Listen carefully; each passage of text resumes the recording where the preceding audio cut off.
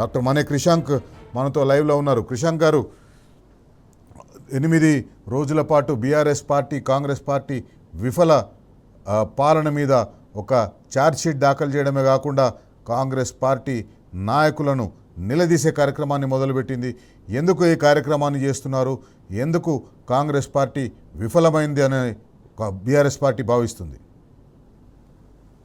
ఎందుకు చేస్తున్నారు, ఎందుకు సెప్టెంబర్ 2026లో బీఆర్ఎస్ పార్టీ ప్రజల పక్షాన ఈ కార్యక్రమాలు తీసుకున్నారు అన్నదానికి మనము సెప్టెంబర్ 2023ను గుర్తు చేసుకోవాలి. శైలేష్ రెడ్డి గారు, సెప్టెంబర్ 2023లో పెద్దలు సోనియా గాంధీ గారు, మల్లికార్జున్ ఖార్గే గారు, రాహుల్ గాంధీ గారు, ప్రియాంక గాంధీ గారు, సిద్ధరామయ్య గారు, సల్మాన్ ఖుర్షీద్ గారు, ఇలా రకరకాల జాతీయ నాయకులు కాంగ్రెస్ పార్టీ తరఫు నుంచి, ఢిల్లీ నుంచి, కర్ణాటక నుంచి వాళ్ళందరూ కూడా తెలంగాణ గడ్డ మీదకి వచ్చి 100 రోజుల్లో మేము మీకు పూర్తి చేస్తాం, 6 గ్యారంటీలు, 13 డిక్లరేషన్లు, 420 హామీలు 100 రోజుల్లో.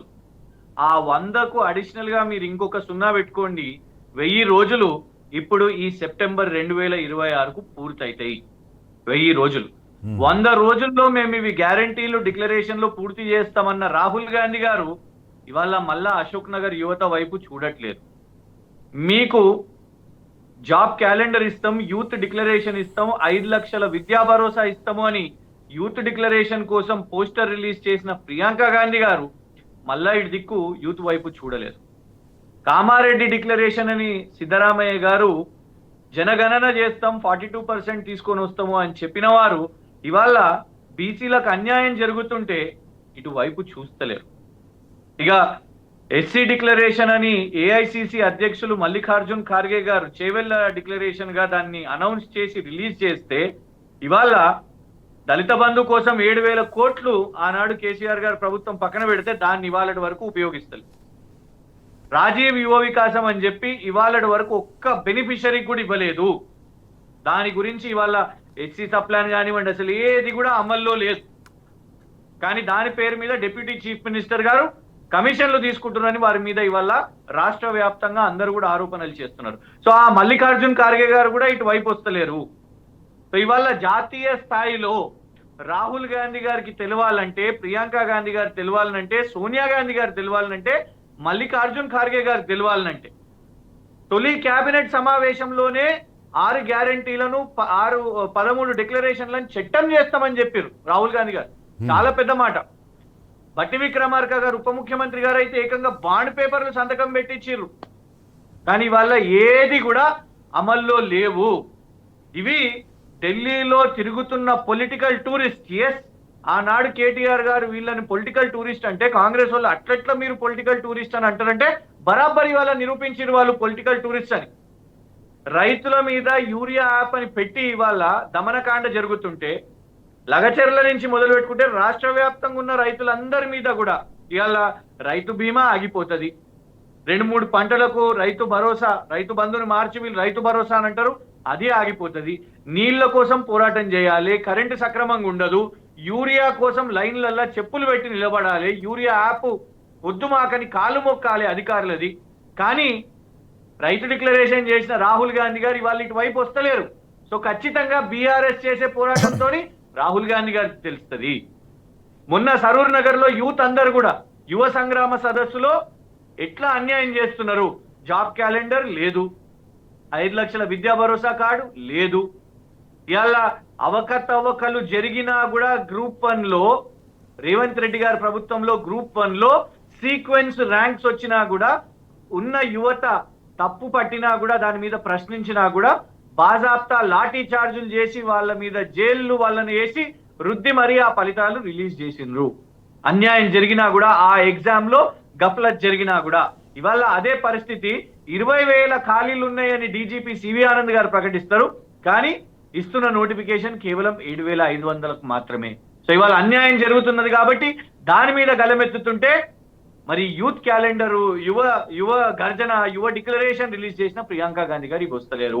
సో ఖచ్చితంగా రేవంత్ రెడ్డి గారు మోసం చేశారు కాబట్టి తెలంగాణ రాష్ట్రంలో ప్రతి ఒక్కరిని ఇంకా వెల్ఫేర్ స్కీమ్స్ పేరు మీద 2,500 పెన్షన్ చెప్పారు, అది ఇవాళ పెన్షన్ లేదు. 4,000కు పెంచుతాము అని చెప్పిన వాళ్ళు అది ఇవాళ లేదు. చేయూత పెన్షన్, రకరకాల పెన్షన్లు, ఇష్టం వచ్చిన హామీలు, స్కూటీలు అని కృష్ణ చెప్పి గారు, తులం ఇవన్నీ బంగారం వాళ్ళు ఇస్తామని ఇచ్చిన హామీలు అవన్నీ గురించి మాట్లాడుకుంటూ కూర్చుంటే ఈ రోజు మొత్తం మాట్లాడుకున్నా సరిపోదు. కానీ వాళ్ళు ఏం చేసిరంటే గ్యారంటీ కార్డులని, ఏ క్రెడిట్ కార్డులా ఉంటుందో లేకపోతే ఏ లామినేటెడ్ ఆధార్ కార్డు ఉంటుందో దానిలాగా ఒక కార్డు ఇచ్చిండ్రు. ఆ కార్డు ఇచ్చి ఎంత చక్కగా నమ్మబలికినంటే పాపం ప్రజలు నిజంగానే ఆ కార్డులు పోయి ఏదైనా ఏటీఎంలో పెట్టగానే మహిళకు 2,500 రూపాయలు వస్తుందని, ఏదైనా ఏటీఎంలో పెట్టగానే ముసలులకు 2,000 వస్తున్న పెన్షన్ 4,000 వస్తుందని, వికలాంగులకు 6,000 పెన్షన్ వస్తుందని ఇట్లా మభ్యపెట్టిండ్రు. ఆ కార్డు వెనుక వాళ్ళు రాసిన దాన్ని కూడా చూస్తే this card is issued for this purpose only అని చెప్పేసి అని ఏదో ఒక డిక్లరేషన్ లాగా కూడా పెట్టిండ్రు. అంత పకడ్బందీగా ఆ కార్డును ముద్రించి ప్రజలను మోసం చేసిండ్రు. ఆ కార్డులకు మీరు సమాధానం ఎట్లా చెప్పబోతున్నారు? ఆ కార్డులు మీకు ఇచ్చింది మోసం చేస్తుందుకని మీరు ఎట్లా చెప్పబోతున్నారు? శైలేష్ గారు, దేశానికి స్వాతంత్రం వచ్చినప్పటి నుంచి దశాబ్దాలు ఈ దేశాన్ని మోసం చేస్తున్న కాంగ్రెస్ పార్టీ తెలంగాణను కూడా, తెలంగాణ రాష్ట్రం రానివ్వకుండా దశాబ్దాలు అప్ టు 1969 మొదటి పోరాటం, తొలి పోరాటం నుంచి మొదలు పెట్టుకుంటే, ఇన్ఫాక్ట్ మన విలీనం నుంచి మొదలు పెట్టుకుంటే దశాబ్దాలు మనం పోరాటం చేసి తెలంగాణ రాష్ట్రాన్ని సాధించుకున్నాం. ఆనాడు కేసీఆర్ గారు నథింగ్ డూయింగ్, నో కాంప్రమైజ్ అని ఇక ఉద్యమం చేపట్టిన తర్వాత తబ్బండ వర్గాలందరూ కూడా, తెలంగాణ రాష్ట్రం అందరూ కూడా తెలంగాణ ఉద్యమం చేపట్టిన తర్వాత ఇక నో యూటర్న్ సిచ్యువేషన్ కాంగ్రెస్ పార్టీకి వచ్చిన తర్వాత కాంగ్రెస్ రాష్ట్రం వచ్చింది. ఆ తర్వాత మొదటిసారి ఇవాళ వాళ్ళు అబద్ధాల పునాదులతోని వచ్చిన తెలంగాణ రాష్ట్రంలో అధికారంలో ఇవాళ మీరే చాలా స్పష్టంగా చెప్పారు, ఎస్ మనం ఈ గంట డిబేట్ లో మనం ఇది తేల్చలేము, ఎన్ని మనం చెప్పుకున్నా కూడా అన్ని పైనే మనము జస్ట్ వాటి పేర్లే తీసుకోగలుగుతాం. కానీ ఒక్కొక్క సెక్టర్ లో వ్యవసాయం, పరిశ్రమలు, విద్యుత్తు, నీళ్లు, ఇలా ప్రతి ఒక్క యువత, మహిళలు, సంక్షేమం, ఆపిన పథకాలు, కేసీఆర్ గారి పథకాలు, ఇలా మాట్లాడుతూ పోతుంటే కేవలం టైటిల్స్ పేర్లు మాత్రమే చెప్పగలుగుతామని ఇవాళ కేటీఆర్ గారు కూడా, పెద్దలు కేసీఆర్ గారు కూడా ఇదే అర్థం చేసుకొని ఇది ఒక గంట టీవీ ఛానల్లో డిబేట్ అయితే కాదు, 8 రోజుల ప్రణాళిక రాష్ట్ర వ్యాప్తంగా సింగరేణి కాంగ్రెస్ ప్రభుత్వం చేస్తున్న కుంభకోణాలు కానివ్వండి, ఇట్లా ప్రతి ఒక్క సెగ్మెంట్ ఇవాళ ఆ వర్గాలను ఎవరైతే బాధితులు ఉన్నారో వాళ్ళందరినీ ఇండల్జ్ చేసే విధంగా వాళ్ళందరూ కూడా బాధ్యత తీసుకొని ప్రజావాణి అని చెప్పారు. మీకు గుర్తుంటే ఫస్ట్ సమావేశంలోనే ఎల్బీ స్టేడియంలో ఆయన ఏమని చెప్పిండు, వాళ్ళే కంచెలేసిర్రు, వాళ్ళే ముళ్ళ కంచెలేసిర్రు సీఎం క్యాంప్ ఆఫీస్ దగ్గర, కానీ దాన్నే తెంచేసి మేము ప్రజా దర్బార్ పెడుతున్నాను, నేను ముఖ్యమంత్రిని మీరు కలవచ్చు అని చెప్పిన వ్యక్తి ఒక్కసారి అంటే ఆ ఓపెనింగ్ రోజు ఒక్కసారి వేయండి, మళ్ళా ఇవాళ దిక్కు కూడా చూడలేదు. మళ్ళా ఏనాడు కూడా రేవంత్ రెడ్డి గారు సామాన్య ప్రజలను కలవలేదు. జూబ్లీ హిల్స్ ప్యాలెస్ పరిధిలోనే, ఇన్ఫాక్ట్ సెక్రటేరియట్ నుంచి కూడా కాకుండా జూబ్లీ హిల్స్ దగ్గరగానే ఉంటూ అక్కడ ఫుట్బాల్ స్టేడియం ఒకటి నిర్మాణం చేసుకున్నారు ఎంసీహెచ్ఆర్డి దగ్గర. అక్కడనే 100 కోట్లు ఖర్చు పెట్టుకొని ఇంటి నుంచి జూబ్లీ హిల్స్ ప్యాలెస్ నుంచి దగ్గర అయ్యేటట్టు పరిపాలన చేస్తున్న రేవంత్ రెడ్డి గారు ప్రజలను కలవడం లేదు. ఇవాళ ప్రజలు చాలా ఇబ్బందుల్లో ఉన్నారు. సో ఇవన్నిటి విషయం మీద కూడా చాలా పకడ్బందీ ప్రణాళిక రైట్ ఫ్రమ్ September 1 ఒక చార్జ్ షీటు మరియు లోగో నుంచి మొదలు పెట్టుకుంటే ప్రతి ఒక్క రోజు వ్యవసాయం కానివ్వండి, నీళ్లు విషయం మీద కానివ్వండి, లేటెస్ట్ గా 22A సడన్ గా రాత్రికి రాత్రి కాంగ్రెస్ ప్రభుత్వం ఎట్లా నిషేధిత భూములని చెప్పేసి ఆల్రెడీ ఎంఆర్ఓ ఆఫీసుల నుంచి, సబ్ రిజిస్ట్రార్ ఆఫీసుల నుంచి, రకరకాల ప్రభుత్వ కార్యాలయాల నుంచి విద్యుత్ కానివ్వండి, బ్యాంకుల లోన్లు కానివ్వండి, ఇలాంటి పర్మిషన్లు తీసుకొని నిర్మాణం చేసిన సామాన్య ప్రజల ఇళ్లను కూడా ఇవాళ నిషేధిత భూములు ఏదైతే పెట్టిర్రో it is a hot news. దాని మీద పోరాటం చేయాలి. పాలిటెక్నిక్ కళాశాల విద్యార్థులు ఇవాళ young India schools, young India institutions, young India universities అని కాంగ్రెస్ పార్టీ గతంలో ఇన్స్టిట్యూషన్స్ వాళ్ళవి కొన్ని ఈడీ కేసులు ఉన్నాయి. సో ఆ యంగ్ ఇండియా అని పేరు తీసుకొని కాంట్రాక్ట్ల కోసం పాలిటెక్నిక్ భూములు, గతంలో శైలేష్ రెడ్డి గారు మీరు కూడా మారేడుపల్లి నివాసులే, మీ ఇంటి నుంచి కేవలం 2 నిమిషాల దూరంలో మారేడుపల్లి పాలిటెక్నిక్ కాలేజ్ ఉంటుంది. మీకు తెలుసు దాని విస్తృతంగా క్యాంపస్ ఎంత ఉంటుందో. మారేడుపల్లి మెయిన్ రోడ్డుకు 25 ఎకరాల క్యాంపస్, అది సుమారు 2,500 కోట్ల భూమి జాగా. ఇవాళ ఎక్కడైనా కూడా భూమి జాగలు కనబడితే వాటిని ఎట్లా తీసేసుకోవాలి, దానికోసం ఈ కుట్రను తీసుకొని వచ్చారు కాబట్టి ఇవాళ రాష్ట్ర వ్యాప్తంగా పాలిటెక్నిక్ విద్యార్థినులు ఏదైతే పోరాటం చేస్తున్నారో దానికి సంఘీభావంగా కూడా ఈ మొత్తం ఒక టైం టేబుల్ ఉద్యమ కిషన్ గారు కార్యాచరణ ఒక చిన్న బ్రేక్ తీసుకుందాం. వాస్తవానికి కాంగ్రెస్ పార్టీ ఈ హామీలన్నీ ఇచ్చి అధికారంలోకి వచ్చింది. ప్రజలు ఏమనుకున్నారంటే ఈ హామీలన్నీ ప్రజల కోసం ఇస్తుంది, ఈ హామీలన్నీ వీళ్ళు అమలు చేస్తారు, ప్రజల కోసమే వీళ్ళు ప్రభుత్వంలోకి వస్తేందుకు ప్రయత్నం చేస్తున్నారు, కాంగ్రెస్ పార్టీ ప్రజల సంక్షేమం కోసమే ప్రభుత్వంలోకి వస్తామని చెప్పేసి అంటుంది అని అనుకున్నారు. కానీ వాస్తవానికి మనం చూసినట్టయితే వాళ్ళు వాళ్ళ సంక్షేమం కోసం వచ్చినట్టుంది. గాంధీ కుటుంబం సంక్షేమం కోసం కాంగ్రెస్ పార్టీ రాష్ట్రంలో అధికారంలోకి వచ్చినట్టుంది. తెలంగాణలో కాంగ్రెస్ పార్టీ ఇచ్చిన హామీలను చూసి ప్రజలందరూ ఏమనుకున్నారంటే కాంగ్రెస్ పార్టీ ప్రజల కోసం ఈ వాగ్దానాలు చేస్తుంది, ప్రజల సంక్షేమం కోసం కాంగ్రెస్ పార్టీ కట్టుబడి ఉంది, ప్రజల సంక్షేమానికి కాంగ్రెస్ పార్టీ ఈ పథకాలని అమలు చేయాలని చూస్తుంది, కాబట్టి కాంగ్రెస్ పార్టీ అధికారంలోకి వస్తే వాళ్ళు ఇచ్చిన వాగ్దానాలన్నీ నెరవేరుస్తారు, ప్రజలు సంతోషంగా ఉంటారు అనుకుంది. కానీ ఈరోజు రాష్ట్రంలో ఏ ఒక్క వర్గం ప్రజలు కూడా ఏ ఒక్క వర్గ ప్రజలు కూడా సంతృప్తిగా లేరు, సంతోషంగా లేరు.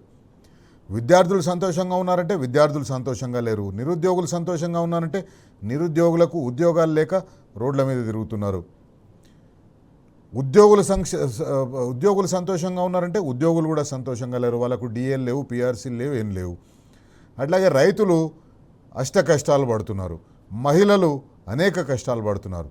కిషన్ గారు, కాంగ్రెస్ పార్టీ అధికారంలోకి వచ్చింది ప్రజల కోసం అనుకుంటే చాలా చాలా ఎంత ఘోరంగా అంటే ఇప్పుడు ప్రజలకు చాలా స్పష్టంగా తెలిసిపోతుంది వీళ్ళు ప్రజల కోసం కాదు అధికారంలోకి వచ్చింది, గాంధీ కుటుంబం కోసం అధికారంలోకి వచ్చిండ్రు, రేవంత్ రెడ్డి కుటుంబం కోసం అధికారంలోకి వచ్చింది, హైదరాబాద్ రాష్ట్రంలో ఉన్న భూములను మింగేయడం కోసం అధికారంలోకి వచ్చిందని చాలా స్పష్టంగా తెలిసిపోతుంది కదా.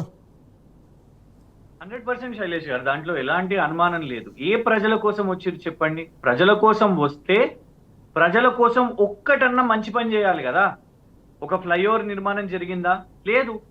కేసీఆర్ గారి ప్రభుత్వంలో జరిగిన నిర్మాణాలకు ఇవాళ రిబ్బన్ కటింగ్లు చేస్తున్నారు. లేదు.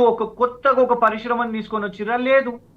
ఇక్కడికెళ్ళి అమెరికా దాకా పోయి సొంత తమ్ముని కంపెనీతోని నిన్న చదువుతున్నాను, ఒక ఐఐటి ఢిల్లీ అతను చాలా సీనియర్ డెప్యూటీ మేనేజర్ ఇన్ హెచ్ఎంఈఎల్ అనే సంస్థలో, దాంట్లో డెప్యూటీ మేనేజర్ ఉన్న వ్యక్తి రేవంత్ రెడ్డి గారి స్కామ్ గురించి తన లింక్డ్ఇన్ లో వ్యాసం రాసిర్రు. ఎట్లా అమెరికాకు పోయి 1000 కోట్ల ఒప్పందం సొంత తమ్మునితో చేసుకుంటారని. ఇక్కడ ఇంకొక తమ్మునికి భూమి, ప్రభుత్వ భూమిని ఇస్తారు, 200 కోట్ల విలువ గల భూమి, ఒక షెల్ కంపెనీకి 1,00,000 రూపాయలతో మొదలైన కంపెనీతోని. సో వారికి ప్రజలంటే ఎవరు? జగదీష్ రెడ్డి గారు ప్రజలు, కొండల్ రెడ్డి గారు ప్రజలు, కృష్ణారెడ్డి గారు ప్రజలు, తిరుపతి రెడ్డి గారు ప్రజలు, ఫహీం ఖురేషి ప్రజలు, ఏవి రెడ్డి గారు ప్రజలు, రోహిన్ రెడ్డి ప్రజలు.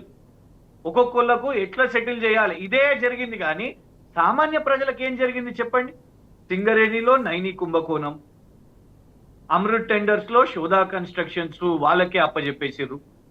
ఇట్లా ఎక్కడికక్కడ చూస్తే ఆఖరికి ఎక్సైజ్ దాంట్లో కూడా, మద్యం దాంట్లో కూడా ఇవాళ కాంగ్రెస్ వాళ్లకు కాంట్రాక్ట్లు ఇచ్చుకునే విధంగా లైసెన్స్లు ఓపెన్ పెట్టారు. దాన్ని ఆనాడు ఒక సీనియర్ ఐఏఎస్ ప్రశ్నిస్తే, ముర్తజా అలీ రిజ్వీ గారు ప్రశ్నిస్తే, మంత్రి గారు ఏకంగా ఆయన మీద క్రిమినల్ కేసు ఏంటి అని అంటే ఆయన పాపం రిటైర్మెంట్ చేసి వెళ్ళిపోతాడు. పొంగులేటి శ్రీనివాసరెడ్డి గారు అబ్బాయి భూ కబ్జా చేసిండు, 75 మంది బౌన్సర్లను తీసుకొని పోయి పెద్ద వృద్ధుల మీద కబ్జాలు చేసుకొని బుల్డోజర్లు తీసుకొని పోతే ఆనాడు హబీబుల్లా ఖాన్ ఒక ఇన్స్పెక్టర్ ఎఫ్ఐఆర్ చేస్తే మరుసటి రోజే హబీబుల్లా ఖాన్ ట్రాన్స్ఫర్. ఇవాళ ప్రజలకు పని చేస్తలేరు, ఎక్కడికక్కడ ఆస్తులు లూట్ మార్ నడుస్తున్నది. ఇవాళ ఒక్క స్కీమ్ పేరు చెప్పండి, ఒక్క స్కీమ్ ఏమన్నా చెప్తే బస్ అని అంటారు.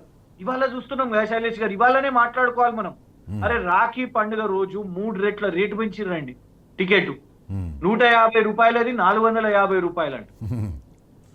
ఉచితం ఏమీ లేదు, అంతా బోగసే, అబద్ధాలు, చీటర్స్. కాంగ్రెస్ అంటే చీటర్స్. ఇవాళ వాళ్ళు చెప్పింది అన్ని కూడా కండిషన్స్ అప్లైడ్. మీకు గమనించండి, ఫస్ట్ ఏం చెప్పారు? వడ్లు వేసుకోండి, వడ్లు వేసుకుంటే అన్ని రకాల వడ్లకు బోనస్ ఇస్తామని చెప్తారు. ప్రభుత్వంలోకి రాగానే లేదు లేదు మేము సన్నాలకు మాత్రమే చెప్పినామని అంటారు. తర్వాత ఏమంటారు, కిషన్ కాదు గారు కాదు, అన్ని రకాల 33 వడ్లకే కాదు, వెరైటీలు అన్ని కాదు, రకాల 7 పంట వెరైటీలు మాత్రమే. అన్ని రకాల పంటలకు ఇస్తామన్నారు, అన్ని రకాల వడ్లకే కాదు అన్ని రకాల పంటలకు ఇస్తామన్నారు, మక్కలకు ఇస్తామన్నారు, జొన్నలకు ఇస్తామన్నారు, రాగులకు ఇస్తామన్నారు, కందులకు ఇస్తామన్నారు, పెసలకు ఇస్తామన్నారు. ఇట్లా ఏ పంట పండిస్తే దానికి 500 రూపాయలు బోనస్ అన్నారు. ఇక ప్రజలకు ముక్కాలి, నిజంగా ఆలోచించండి. ప్రజలు కూడా ఈ కొంతకాలంలోనే ఎన్ని యూటర్న్లు తీసుకున్నారు మీరు ఆలోచించండి శైలేష్ గారు. మనం ఏది మాట్లాడుకున్నా కూడా యూటర్నే ఉన్నది. హ్మ్. మీరు అన్నట్టు వడ్ల దాంట్లో యూటర్న్ కనబడ్డది, అందులో కండిషన్స్ పెట్టిరు. మళ్ళా తర్వాత రైతు భరోసా ఏమని చెప్పారు, రైతు భరోసా 16,000 ఇస్తామని చెప్పారు. లేదు లేదు ఇక ఇది కుదరని ముచ్చట అని చెప్పి కేసీఆర్ గారు ఇస్తున్న ఏదైతే ప్రకటించారో 12,000 దానికే వచ్చారు. కళ్యాణ్ లక్ష్మి, షాదీ ముబారక్ బంద్ అయిపోయింది, తులం బంగారం ఇస్తలేరు, కేసీఆర్ కిట్టు బంద్ అయిపోయింది, కంటి వెలుగు లేదు.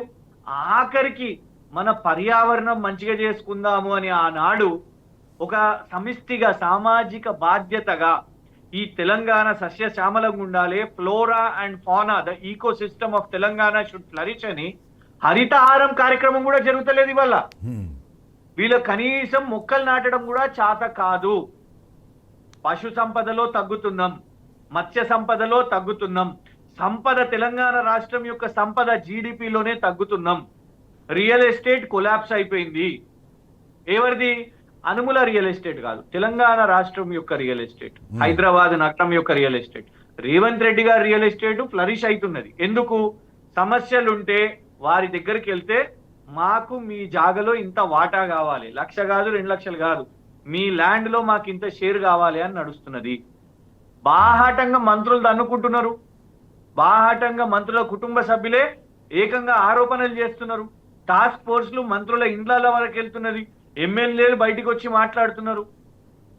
కానీ వాళ్ళ మీద ఎలాంటి విచారణలు లేవు. ప్రజలు ఇవన్నీ చూస్తున్నారు. ఒక ఏబుల్ అడ్మినిస్ట్రేషన్, ఏబుల్ గవర్నెన్స్ అనుకుంటే ఇవాళ అలాంటిది లేదు. లా అండ్ ఆర్డర్ కొలాప్స్ అయిపోయింది. పోలీసులు ఎంతసేపు ప్రతిపక్షం మీద, ఇటు కేటీఆర్ గారి మీద, కేసీఆర్ గారి మీద, హరీష్ రావు గారి మీద, ఎమ్మెల్యేలు కౌశిక్ రెడ్డి గారు, సవితమ్మ, జగదీశ్వర్ రెడ్డి, ఇట్లా లిస్టు ప్రశాంత్ అన్న, ఇట్లా ఎన్నో పేర్లు తీసుకుంటే ఎక్కడికక్కడ హౌస్ అరెస్ట్లలో బిజీగా మొత్తం పోలీసు సిబ్బంది అక్కడనే ఉంటే ఇలా లా అండ్ ఆర్డర్ ఫెయిల్ అయిపోతున్నది. తెలంగాణ అన్ఫార్చునేట్లీ తెలంగాణ అని మనము #1 గా ఆనాడు కేసీఆర్ గారి ప్రభుత్వంలో పెడితే వీళ్ళు పేరుకి రైజింగ్ రైజింగ్ రైజింగ్ కాదు, ఇట్ ఇస్ ఫాలింగ్. ఎందులో రైజింగ్ చెప్పండి? ఏ సెక్టర్ లో రైజింగ్ చెప్పండి? కిషన్ గారు గత వారం 10-15 రోజులుగా నిత్యావసరాల వస్తువుల ధరలు విపరీతంగా పెరుగుతున్నాయి. చక్కెర ధర విపరీతంగా పెరిగిపోయింది, ఉల్లిగడ్డ ధర విపరీతంగా పెరిగిపోయింది. అసలు దీని గురించి ప్రభుత్వం సమీక్షనే లేదు, ప్రభుత్వం మాట్లాడతలేదు. ఏ ఒక్క మంత్రి కూడా, పౌర సరఫరాల శాఖ మంత్రి ఉన్నాడంటే ఆ పౌర సరఫరాల శాఖ మంత్రి దాని గురించి పట్టించుకుంటూనే లేడు. ముఖ్యమంత్రి అయితే అసలే పట్టించుకుంటలేడు. ప్రజలకు ఒక పక్క ఆదాయం తగ్గిపోయింది, ఖర్చులు మాత్రం డబుల్ అయిపోయినాయి. వారు ఎట్లా, మీరు సమీక్ష అని ఎట్లా ఎక్స్పెక్ట్ చేస్తారు? నిన్న ఒక ఎమ్మెల్యే వాళ్ళ మేనకోడలిది పెళ్లి ఉందంటే అక్కడికి వెళ్ళిండ్రు, ఇంకెవరిదో దినాలు ఉందంటే అక్కడికి వెళ్ళిర్రు. ఎవరో ఎక్స్ ఎమ్మెల్యే పాత ఆంధ్ర నుంచి ఎవరిదో ఉంటే అక్కడికి వెళ్ళిండ్రు. లేకుంటే న్యూ ఇయర్ కాగానే, ఫస్ట్ సంవత్సరం మొదలు కాగానే ఎమ్మెల్యేలను కాదు, ఇంకెవరిని కాదు, అసెంబ్లీ కాదు, ఫస్ట్ ఏబిఎన్ రాధాకృష్ణ గారిని కలవాలి, బొకే ఇవ్వాలి. ఇలా వారి ప్రయారిటీసే వేరే. ఇందులో కొంచెం గ్యాప్ దొరికింది అనుకోండి, ఎన్ని 75 అయినాయా, 76 అయినాయా, 77 అయిపోయినాయి, 78 ట్రిప్పులు. లేదంటే నేను యూకేకి పోవాలి, యుఎస్ కి పోవాలి, కొరియాకు పోవాలి, చైనాకు పోవాలి, జపాన్ కి పోవాలి, దుబాయ్కి పోవాలి, సింగపూర్ పోవాలి. పోనీ పోయిన ఒక్క పెట్టుబడి అని వచ్చిందా చెప్పండి? ఇంత గగ్గోలు పెట్టిరు కదా మొన్న ప్రెస్ మీట్ పెట్టి, నన్ను అమెరికాకు పోనీయరా, నన్ను ఒక స్పోర్ట్స్ ఇన్స్టిట్యూషన్ దేనియరా, నన్ను ఒక ఐటీ కంపెనీ దేనియరా. సరే ఈ 3 సంవత్సరాలు వెళ్ళినావు కదా, ఒక్క స్పోర్ట్స్ ఇన్స్టిట్యూషన్ వచ్చిందా? హార్వర్డ్, ఆక్స్ఫర్డ్ ఇక్కడికి వద్దాం అనుకుంటున్నాయంట. మరి ఈ 3 సంవత్సరాల్లో ఒక్క ఇన్స్టిట్యూషన్ పేరు చెప్పండి. ఎందుకు వస్తుందండి హార్వర్డ్ ఇక్కడికి? హార్వర్డ్ ఆక్స్ఫర్డ్ పక్కన పెట్టేసేయండి. తెలంగాణలో ఉన్న యూనివర్సిటీల్లో దాదాపు 80% టీచింగ్ పోస్టులు ఖాళీగా ఉన్నాయి. 80% తెలంగాణలో ఉన్న యూనివర్సిటీలకే దిక్కులేదిన హార్వర్డ్ని, క్యాంబ్రిడ్జ్ని, లేకపోతే ఆక్స్ఫర్డ్ని ఇక్కడ తీసుకొస్తారా? శైలేష్ గారు, నేను అంటున్నా కదా, మనం మాట్లాడుకుంటూ పోతే ఇంత దొడ్డు గ్రంథం అవుతుంది. అసలు మీరు ఇలా ఈ డిబేట్ ని యూట్యూబ్ లో పెట్టాలన్నా కూడా ఏ పాయింట్ పెట్టాలన్నా అని మనకు అర్థం కాదు, అన్ని ఉన్నాయి. ఇప్పుడు మీరు తెలంగాణ విశ్వవిద్యాలయం అంటే మీకు గుర్తుంటే 2 సార్లు మీటింగ్ పెట్టిండు ఉస్మానియా యూనివర్సిటీలో. వాళ్ళ ఎన్హెచ్యుఎల్ నింపుకొని ఓయూ స్టూడెంట్స్ అందరినీ రానియకుండా హాస్టళ్లలో డోర్లు బంద్ చేసి లోపల పెట్టుకొని ఎన్హెచ్యుఐ వాళ్ళని పెట్టుకొని చప్పట్లు కొట్టించి ఆనాడు ఎవరో విద్య అనే టామే రెండవ భార్యనో ఏదో అని ప్రేమలో పడ్డాడు, విద్య అనే ఆమె తోటి ప్రేమలో పడ్డాడు అన్నట్టు ప్రేమలో పడ్డారు అనేసి చెప్పారు. ఎందుకు? ఆయన 1000 కోట్లు ప్రకటించిందని. 2 సమావేశాలు అయినాయి. ఇవాళటి వరకు 1000 కోట్లు కాదు కదా, 1000 రూపాయలు కూడా రిలీజ్ కాలేదు ఉస్మానియా యూనివర్సిటీకి. ఇది నిజం. ఇవాళ భయం పెట్టి వారికి అనుకూలంగా ఉన్న కొన్ని పాత సాన్నిహిత్యం, పాత పార్టీ నుంచి వచ్చిన కొన్ని ఛానల్స్ ఏవైతున్నాయో వాళ్ళు అనుకూలంగా ఉండి ఇటు తెలంగాణ సమాజంలో ఎవరు మాట్లాడినా వాళ్ళ ఖిలాఫ్ రాతలు రాస్తారు. ఆఖరికి బెదిరిస్తారు. వాళ్ళ ఏఐసిసి నుంచి ఎవరన్నా ఇన్ఛార్జ్ వచ్చినా వాళ్ళ మీద రాతలు రాపిస్తాడు రేవంత్ రెడ్డి గారు. ఎమ్మెల్యేలు, కేబినెట్ మంత్రులు చక్కగా పనిచేస్తలేరు, రేవంత్ రెడ్డి ఒక్కడే పనిచేస్తుండని శీర్షిక కథనాలు వస్తాయి.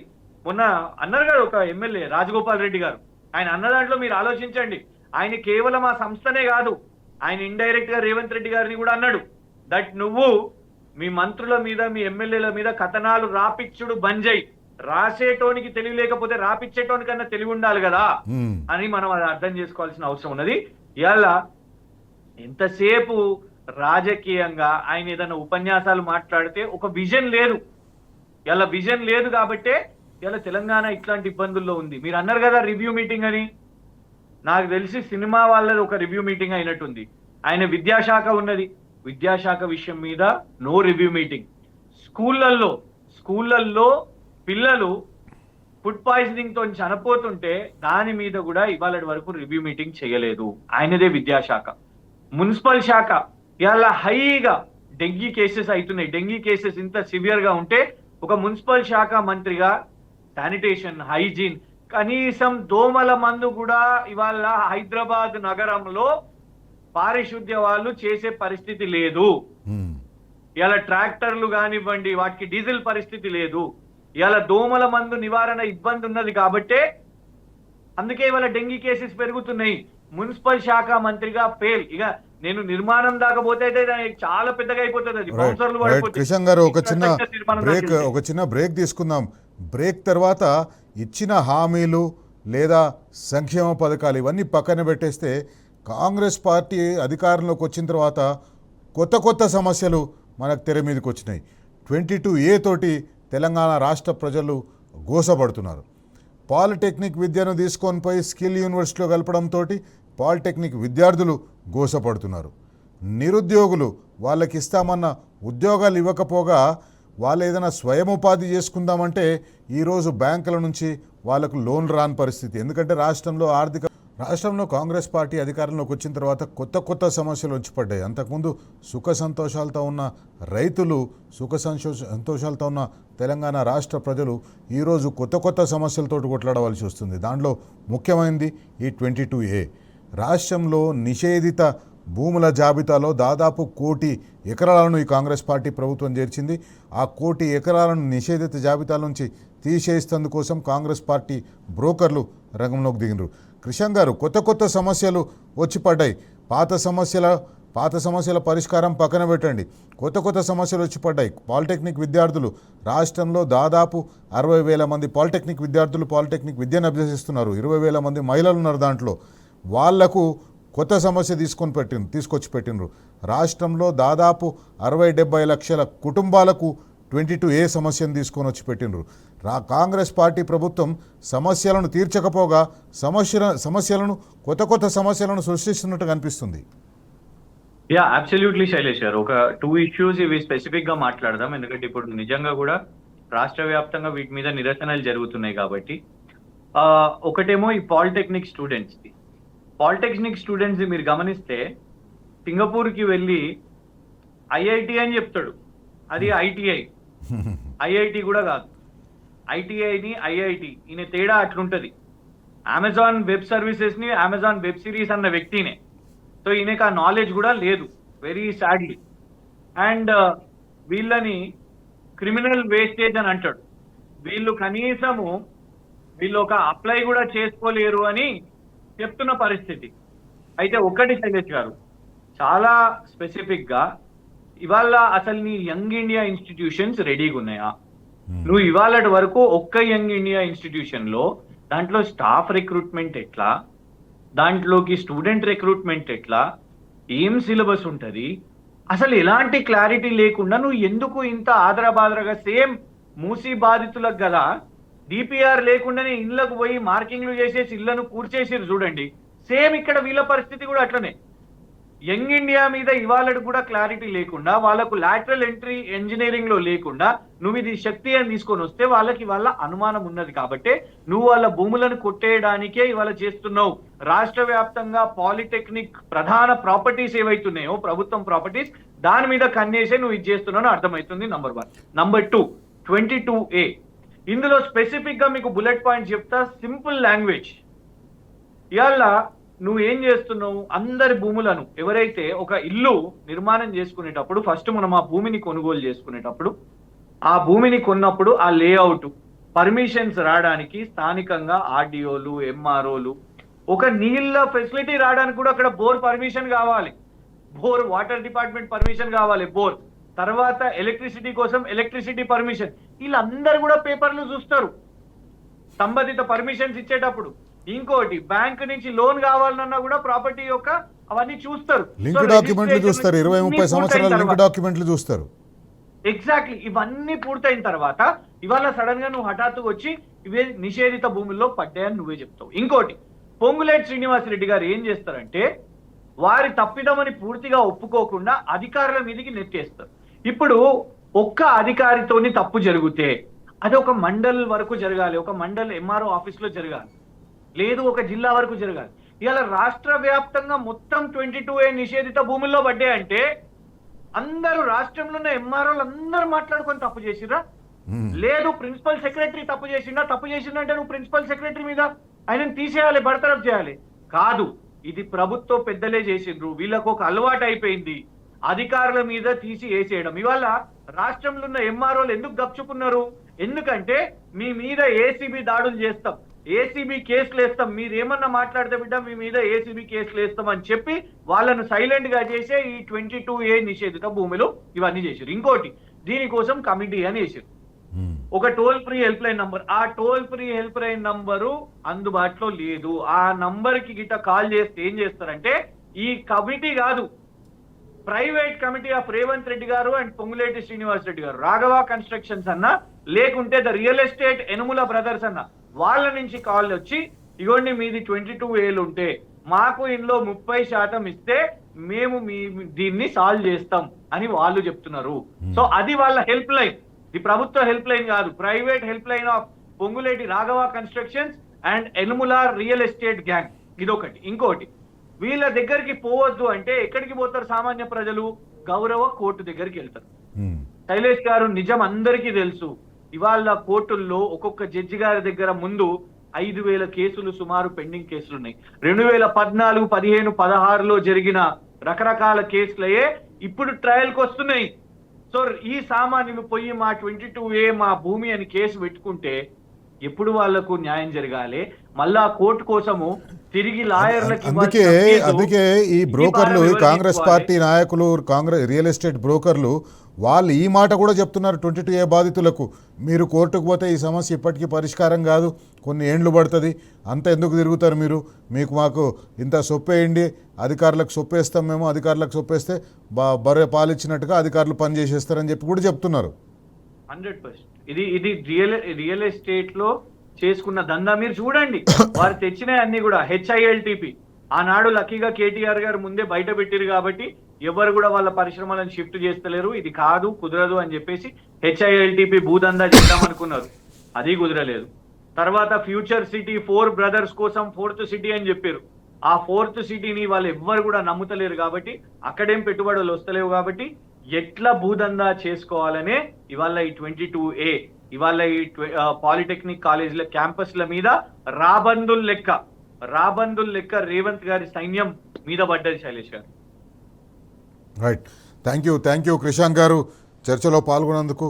ఖచ్చితంగా తెలంగాణ రాష్ట్రంలో ప్రజలు కాంగ్రెస్ పార్టీ నాయకులను నిలదీయవలసిన సమయం దగ్గర పడ్డది. ఎందుకంటే 100 రోజుల్లో చేస్తామన్న హామీలు, 100 రోజుల్లో శాసనసభలో చట్టాలు చేసి వాటికి చట్టబద్ధత కల్పిస్తామన్నారు, 6 గ్యారంటీలకు చట్టబద్ధత కల్పిస్తామన్నారు. కానీ 1000 రోజులైతుంది. 1000 రోజులైనా కూడా కాంగ్రెస్ పార్టీ నాయకుల్లో చలనం లేదు, కాంగ్రెస్ పార్టీ ప్రభుత్వంలో చలనం లేదు, కాంగ్రెస్ పార్టీ అగ్ర నాయకుల్లో చలనం లేదు. కాంగ్రెస్ పార్టీ అగ్ర నాయకులైతే తెలంగాణ రాష్ట్రంలో ఏం హామీలు ఇచ్చినామనేది కూడా మర్చిపోయి ఉంటారు వాళ్ళు.